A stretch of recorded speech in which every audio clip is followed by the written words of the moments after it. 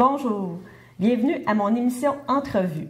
Aujourd'hui, je reçois Catherine Decelles, comédienne, qui a joué dans L'Auberge du Chien Noir durant 15 ans. Également, elle va jouer bientôt dans Rupture. Oui, effectivement. Et Catherine, tu es comédienne depuis combien de temps? OK. Oui, effectivement, ça fait 25 ans que je suis comédienne professionnelle. Donc, c'est quand même un exploit parce que au Québec, c'est toute une... on fait un métier, hein? Alors, faut l'exploiter sous toutes ses coutures. Et puis, je fais de la télé, du théâtre, du doublage, des voix de pub, des narrations de livres, des méditations guidées. Là, je suis en train de produire un court-métrage à Toronto, donc j'ouvre du côté du marché anglophone. Puis j'ai fait plusieurs courts-métrages aussi dernièrement, donc peut-être j'aimerais te parler tantôt. Parfait. Est-ce que, selon toi, avec tes années de métier, est-ce que c'est difficile l'acceptation de soi? Tu veux dire le fait que j'ai été comme pendant 15 ans dans l'auberge, par exemple, puis pendant 15 ans d'avoir, comment je pourrais dire, m'avoir vu me transformer finalement. Exactement, depuis toutes ces années-là. Ainsi que mes collègues, mes collègues masculins et féminins. Dans le fond, donc, si on parle du début et jusqu'à maintenant, là, c'est quoi ta perception de toi?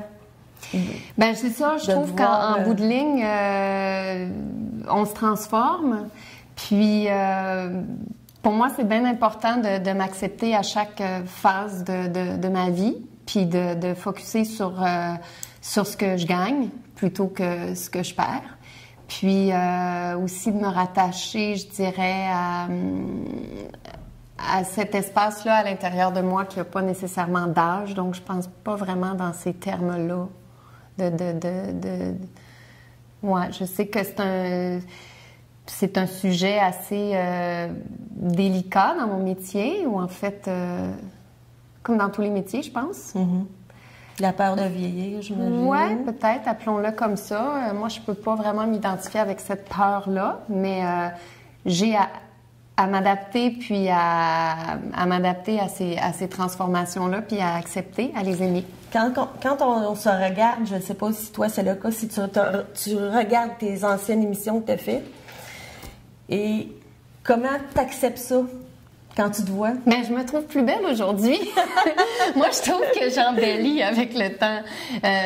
C'est drôle à dire, mais je me regarde de moins en moins de quoi j'ai l'air à l'extérieur. Tu sais, okay. J'essaie vraiment de faire le plus possible ce qui me rend heureuse, ce qui me fait du bien. Parce que, bon, on est toujours contrarié dans la vie. La vie en soi, c'est un paquet de surprises. Puis on est en constante adaptation. Exactement. Puis ça fait partie aussi de notre image de soi. Mais, donc c'est ça, moi je dirais... Et nous sommes, excuse, dans un monde où ce que la beauté prime également. Donc, j'imagine que dans ce métier-là, tu es en constante évolution au niveau de... peut-être la performance là, de la beauté. Ben, c'est sûr qu'à un moment donné, il faut s'ajuster. À moins d'être un mannequin puis de jouer toutes ces cartes là-dessus. Je veux pas vraiment te contredire, mais je voudrais amener le fait que je pense qu'on vit, oui, dans une époque où l'image est très importante, mais de plus en plus où les gens ont le droit d'être eux-mêmes et où maintenant tous les types de physique sont acceptés de plus en plus. Je dis pas que je dis pas que c'est nécessairement... Je pense juste qu'au niveau de la conscience collective, il y a beaucoup d'acceptation qui est véhiculée. Puis que je pense que ça paraît dans mon métier. Ça commence à apparaître dans mon métier. Pas tout le temps au Québec, mais dans d'autres marchés aussi, on a le droit à la diversité maintenant. J'essaie de me rattacher à ça, moi. Ouais, puis parce qu'il y aura, excuse-moi, mais il y aura toujours quelqu'un qui va s'identifier à comment moi je suis, avec mes mimiques, mes rides ou mes rides d'expression, parce que tous les gens qui nous regardent, dans le fond, les acteurs, ultimement, c'est qu'on veut connecter avec ces personnages-là. Il faut se reconnaître. Fait que pour moi, c'est important Et je crois aussi... de laisser aller la nature tout en l'aidant. Oui, puis je crois aussi qu'il y a un travail à faire. Chaque personne a un travail à faire sur soi-même également, sur l'acceptation. Oui, parce que ça part... En fait, c'est parce que ça part de l'intérieur vers l'extérieur. Exactement. Puis des fois, on a tendance à vouloir comme partir de l'extérieur, puis l'intérieur ne suit pas nécessairement, puis c'est là où est-ce qu'on se perd. Et je voulais te demander également, quelle est ta routine au quotidien quand tu n'es pas dans ton métier là, d'actrice?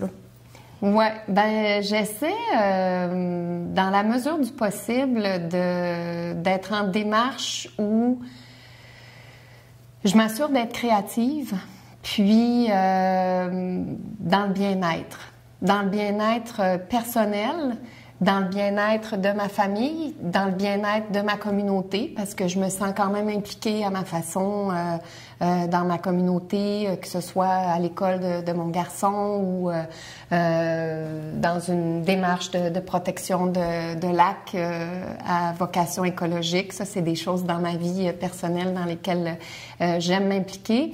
Quand ça résonne vers des valeurs qui me sont chères, puis auxquelles je crois, pour mes enfants et puis pour l'avenir, puis pour éventuellement même pour la planète, puis ce que je peux faire moi pour faire briller ma lumière. Mais c'est pas mon focus et pas sur j'ai quel âge. Tu sais, même quand je reçois des demandes soit de films ou des demandes d'offres de rôle ou des auditions, je regarde jamais c'est quoi l'âge du personnage. Je me dis, le personnage, il y a mon âge. Le personnage, c'est la femme, c'est moi. Je sais pas quel âge j'ai. Quel âge me donnez-vous? Je sais pas. Je veux dire, c'est difficile à dire. Puis je veux pas le dire non plus. Pas parce que j'en ai honte, mais parce que je cherche à pas être étiquetée. Non, je cherche plutôt à laisser les possibilités ouvertes, puis à laisser les gens aussi projeter ce qu'ils veulent bien projeter à travers mes rôles. Je ne sais pas à travers ma vie personnelle, là, tu sais, mais c'est ça. Fait que, au quotidien, dans le fond, là, je fais du yoga. Je fais de la méditation. Bon, yoga, c'est pas au quotidien, mettons 2 fois par semaine. Je fais de la méditation. Je m'entraîne. J'essaie 3 fois par semaine. J'ai une amie avec qui je me suis engagée. Elle avait besoin Elle avait besoin de ça. Elle avait besoin. Ça faisait 3 ans qu'elle me disait, moi, Catherine, faut que je me remette en forme. Ça n'a pas de bon sens. Faut que je me remette en forme. Là, ça n'a pas de bon sens. Tu te reconnais? Puis, à un moment donné, j'ai trouvé un gym Perfmax pas loin de chez elle où est-ce qu'on peut aller s'entraîner. Puis, c'est des entraînements semi-privés. Puis, les entraîneurs s'adaptent à ta condition physique. Encore là, c'est un endroit où il y a toutes sortes de monde. Il n'y a pas de jugement. C'est pas qui c'est qui a les plus gros pectoraux. Bref, j'ai dit à mon ami, je vais t'accompagner, moi. Et là, ça fait 2 ans. Ça fait 2 ans. Plus le fun être 2. À 2. Ça, c'est ça. Puis j'ai la chance d'avoir un métier, dans le fond, ça y va par passe. Des fois, c'est super, super, super méga intense, puis j'ai comme pas de temps. Mais je me fais des réserves, tu sais. Je bois beaucoup d'eau. On parle de santé, bien-être, tu sais. Pendant tout le temps de l'auberge, on en parlait souvent entre collègues, amis, comédiennes. Je sais pas si les gars se posent autant de questions, mais c'est des sujets des fois qui sont agréables à aborder. C'est le fun de parler de crème, puis de beauté, puis comment tu fais toi, c'est qui s'occupe de ta peau. Parce que c'est vrai que les comédiennes, on a des professionnels qui nous nettoient la peau, mais dans le fond, une grosse partie du travail se fait chez nous aussi. Mettons qu'on parle du visage, parce que moi, ça, c'est beaucoup ma voie de communication, en fait, ma voie d'expression. Hein? Okay. C'est important de quand même... C'est par là que ça passe, là, je veux dire, principalement de ce temps-là. Et puis, donc, c'est très important d'avoir conscience. Moi, ça va jusqu'au fait que le visage a beaucoup, beaucoup de muscles. Il faut les muscler. Donc, je fais quand même des exercices comme du yoga facial. Je sais pas si tu as déjà entendu parler de ça, mais non, mais ça moi, je fais du yoga facial. Oui, OK, ça serait intéressant peut-être... Oui, ben en fait, en gros, c'est que la philosophie derrière ça, c'est que dans notre visage, c'est des muscles. Puis il faut les travailler, puis il faut les tonifier comme notre corps, quoi. Et puis au début, je trouvais ça comique parce que ça nous fait faire, tu sais, toutes sortes de grimaces, puis accentuer même les traits. Mais finalement, non, il paraît que ça les creuse pas les rides. Au contraire, ça met plus de tonus. Puis, je sais pas, ça me donne une conscience de mon visage, mais pas nécessairement de l'image que je projette. C'est ça la différence. C'est pas dans...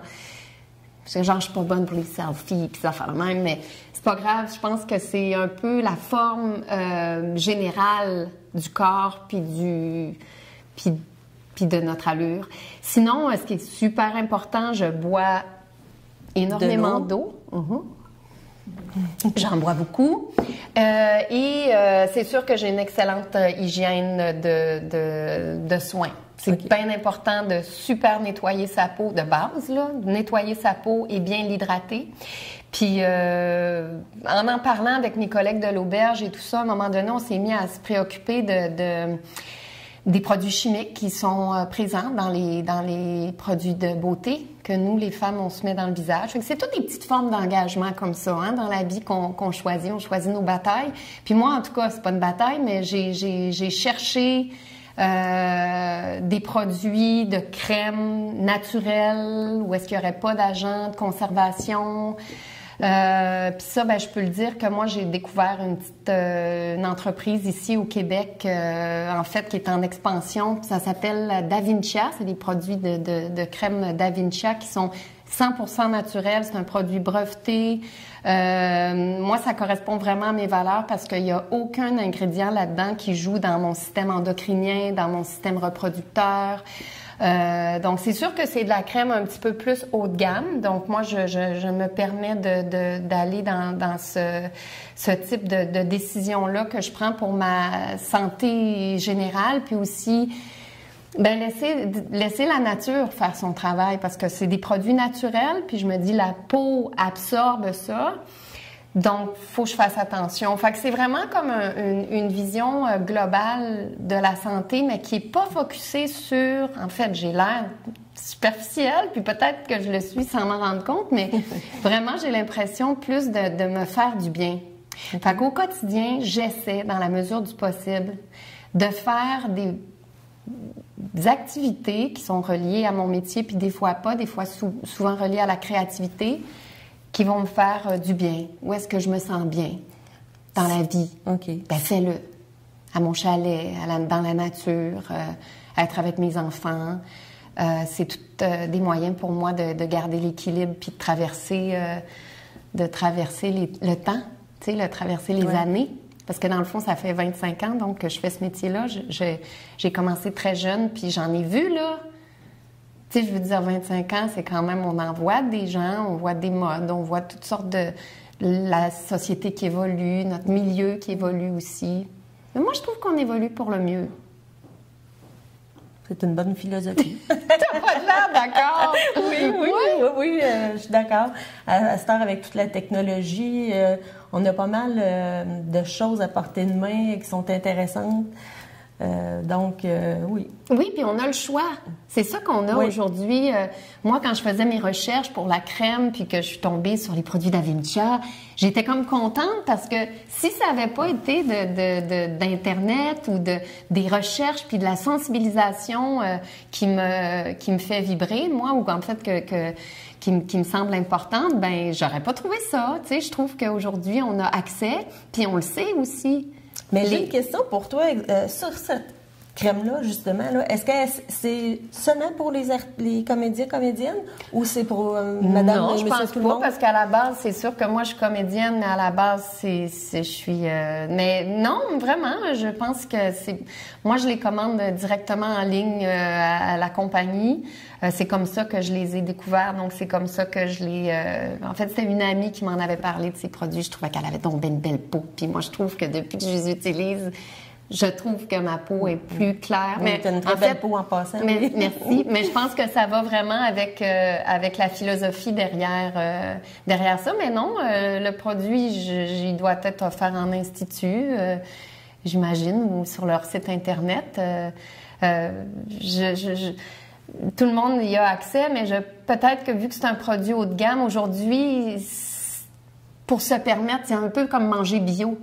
Tu sais, ça coûte un peu plus cher, mais tu te dis en bout de ligne, c'est meilleur, puis c'est ça que je mets dans mon corps. Ouais, fait que moi, pour notre bien, moi, ça ne me dérange pas d'avoir fait cette décision de payer un petit peu plus cher qu'un produit de soin qui est offert en pharmacie pour, encore là, ma vision à long terme de comment je vais évoluer, comment je vais vieillir, de bien l'hydrater, de rentrer dans la mesure du possible d'ingérer ou d'appliquer sur mon corps, puis dans mon corps des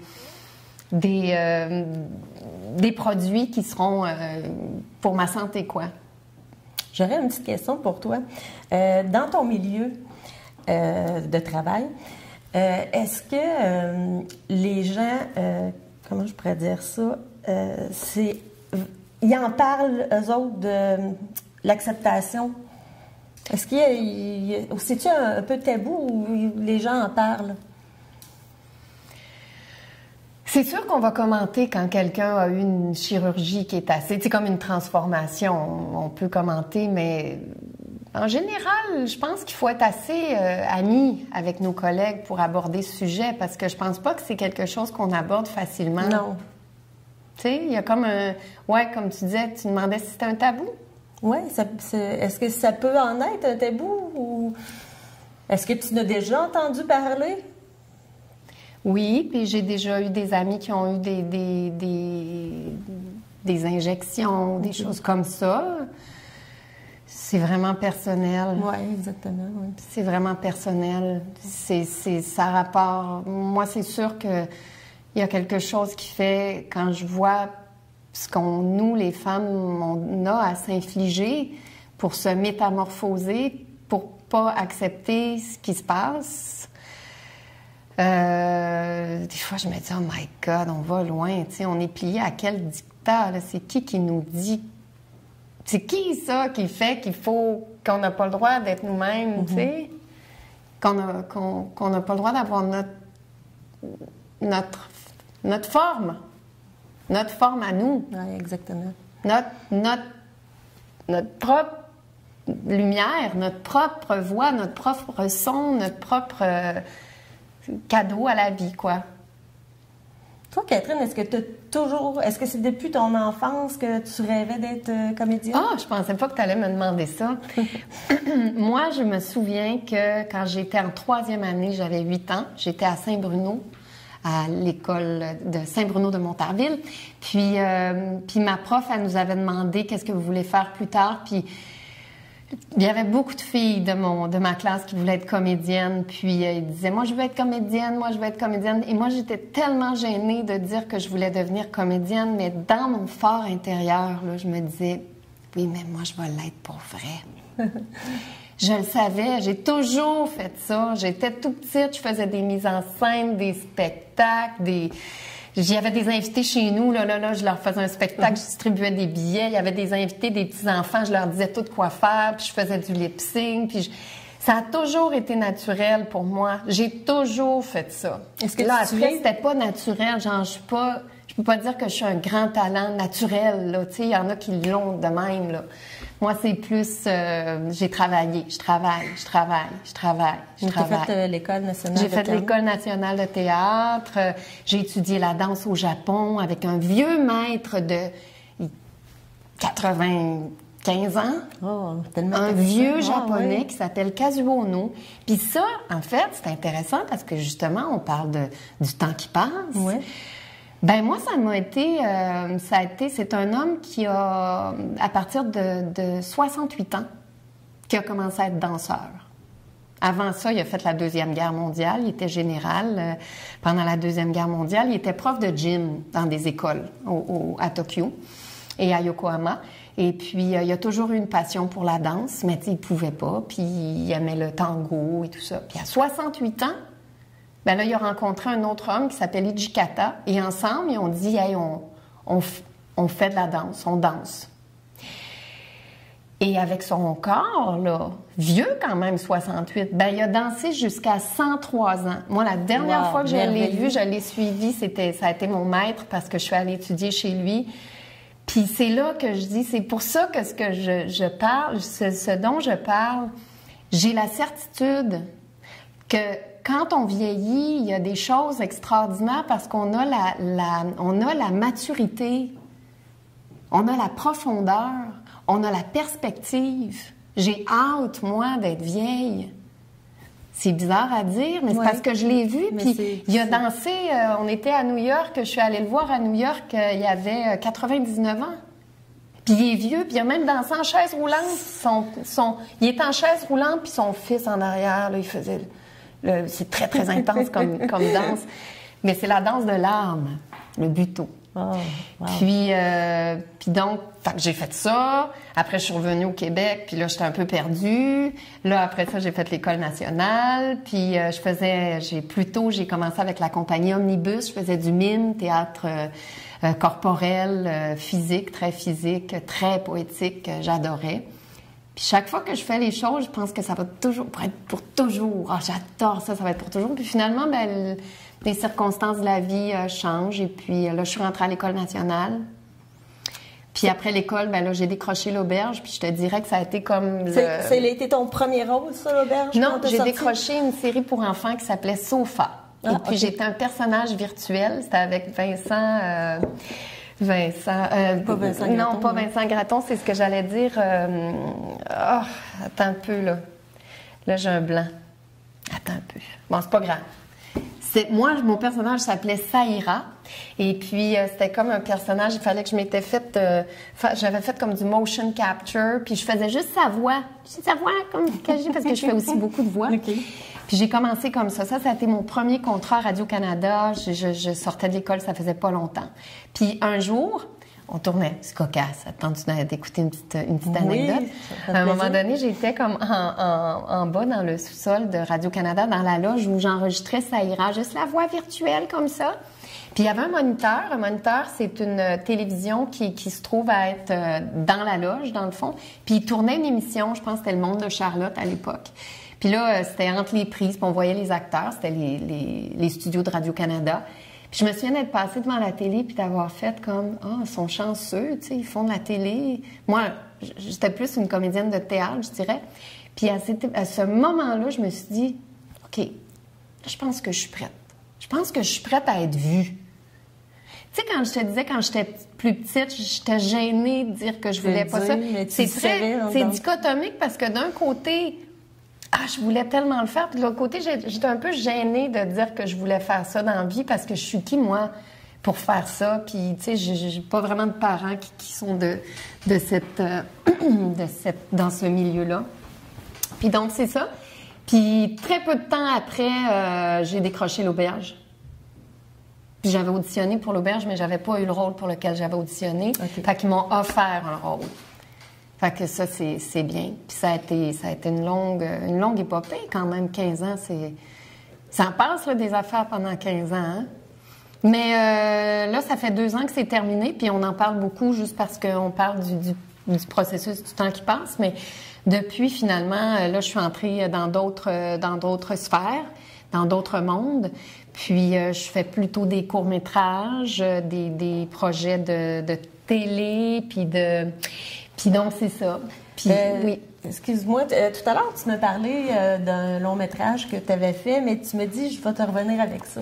D'un court-métrage. J'en ai fait des longs. Mais là, de ce temps-là, je suis en train de produire un film, un court-métrage qui va avoir lieu à Toronto. Okay. Donc, c'est mon premier tournage à Toronto. Puis, je me retrouve à être aussi coproductrice du projet. C'est vraiment important, c'est vraiment intéressant. J'allais dire important, oui, parce que c'est une femme qui a écrit le rôle. Puis c'est une femme qui a élevé ses 3 enfants, je sais pas quel âge elle a, mais elle a quand même des enfants en âge avancé là, qui sont à l'université. Et puis c'est une comédienne. Puis elle se fait pas nécessairement appeler pour des rôles. Alors elle s'est dit, je vais écrire des rôles, je vais m'écrire des rôles. Alors, puis la réalisatrice, c'est une femme qui a fait toute sa vie, elle a rêvé de faire des films, mais réalisé, mais elle a réalisé surtout des émissions à caractère culinaire, des documentaires sur la nourriture et tout ça. Fait que pour elle, c'est super aussi. Puis c'est une femme d'expérience, une femme mature. Alors, puis moi, ben, je me retrouve à avoir comme mon premier film à tourner, mon premier tournage à Toronto. Et puis, fait que ce qui fait que ça encourage aussi la création puis les projets féminins. Et encore là, peu importe de quoi on a l'air, on va le faire. Avec moi, je vais avoir la façon de parler, comme je peux dire que je vais avoir un accent avec ma façon de parler. Elle a sa physionomie puis son âge, puis elle va le faire. Elle joue une femme de ménage, Dot, puis moi, je suis sa boss. Lavinia Côté. Fait qu'il y a un petit côté québécois. Puis, il y a Neil, qui est un acteur canadien, un grand monsieur, un grand homme noir, un bel homme. Et il y a une autre actrice, Michelle McLeod, qui est très comique, tout un autre physique aussi de l'emploi. Fait que ça va donner un beau mélange à l'écran. Bien, je dis ça parce que, justement, je trouve ça inclusif par rapport à ce dont on pourrait avoir l'air ou les limitations qu'on peut entendre. Puis il y a un autre court-métrage, oui, dont je voulais te parler. Puis ça, c'est intéressant parce qu'en fait, c'est relié directement à ce qu'on parle aujourd'hui. À ce qu'on parle aujourd'hui. Puis quand tu m'as abordé peut-être pour me demander si ça m'intéressait de venir te rencontrer, moi, c'est vraiment ce que j'ai trouvé intéressant parce que je venais juste de terminer le tournage de ce film et je trouvais qu'il y avait un parallèle étrange. Ben, pas étrange, mais une espèce de synchronicité. Tu sais, des fois, quand on travaille sur quelque chose, il y a des éléments qui viennent autour de nous. Ben là, donc c'est ça. Fait que j'étais justement dans le thème du court-métrage Alice. Ce sont deux jeunes femmes de Montréal, mais originaires de l'Espagne et de la France, qui m'ont offert de jouer ce rôle d'une femme qui vit un deuil après s'être fait, en fait, laisser par son mari, ce qu'on imagine son mari, mais qui ont été comme ensemble longtemps, on dirait comme 20 ans. Puis, à travers ce deuil-là, elle va apprendre à s'accepter, elle va apprendre à se revoir pas dans les yeux de quelqu'un, d'un homme, mais juste elle par rapport au miroir. Ça s'appelle Alice, d'ailleurs. En voyant dernièrement, j'ai vu quelques extraits, puis je me disais, ouais, je comprends pourquoi ça s'appelle Alice, parce qu'il y a une affaire, il y a un rapport au miroir, puis c'est un film quand même assez intimiste. Je pense que vous allez avoir des photos, hein? Oui, exactement. On va pouvoir vous présenter des photos. Oui, c'est ça. Je ne pouvais pas présenter d'extrait parce que ça va peut-être aller dans les festivals, puis on n'a pas le droit encore. Mais donc, c'est ça. Fait que je trouvais ça intéressant avec un personnage d'explorer ça, d'explorer le moment où une femme se regarde dans le miroir, tu sais, espèce de moment intime qu'on a toutes et tous, j'imagine les hommes aussi, mais là, moi, je suis une femme, je ne peux pas parler pour eux, mais j'imagine, mais je sais que c'est typiquement féminin. Non, peut-être pas typiquement, mais je sais que moi, c'est un rapport très intime qu'on a avec le miroir, justement, cette petite métamorphose qui se fait de jour en jour. Puis, je trouvais que ces filles, c'est Charlie Legnaud qui a écrit le scénario, puis elle est aussi directrice photo, puis c'est elle donc qui a fait la direction photo. Son amie Laetitia de Messence, oui, qui, je ne sais pas si elle m'écoute, mais m'excuse, qui est la réalisatrice, et c'est des femmes tellement raffinées, des jeunes femmes, puis là, en les rencontrant, j'aurais dit, mais pourquoi vous vous intéressez au vieillissement ou à ce rapport au miroir? Puis Charlie a dit, moi j'ai écrit ce scénario-là parce que j'ai vu ma mère toute ma vie souffrir du fait qu'elle vieillissait et de dire je ressemble à ma grand-mère et qu'elle ressemblait à sa mère et elle n'aimait pas se voir vieillir, et du coup je voulais lui dire, maman, t'es belle comme ça. Puis je trouve que c'est extraordinaire de mettre ça en image. Oui. C'est un film avec beaucoup de profondeur. Puis en fait, quand on l'a finalement, on a fait la post-production, parce que c'est juste une voix off. Donc, moi, c'est surtout je parle pas. Puis il y a une version de moi plus vieille, puis il y a une version de moi plus jeune. Elle a des flashbacks, puis des projections dans l'avenir où elle se voit plus âgée. Et puis, quand on a fait la post-production, j'ai fait les voix off. Puis, tant qu'à être en studio, je leur ai dit, ben pourquoi on fait pas la version anglaise, puis on fait pas la version espagnole? Parce que les deux filles parlent espagnol aussi, puis on parle anglais. Alors, on partage, en plus de partager un intérêt pour le cinéma, on partage aussi le goût des langues et du voyage. Puis, moi, j'ai habité en Espagne pendant 1 an. Tu le savais-tu, ça? Non. Mm-hmm. Wow. Plein de cachettes.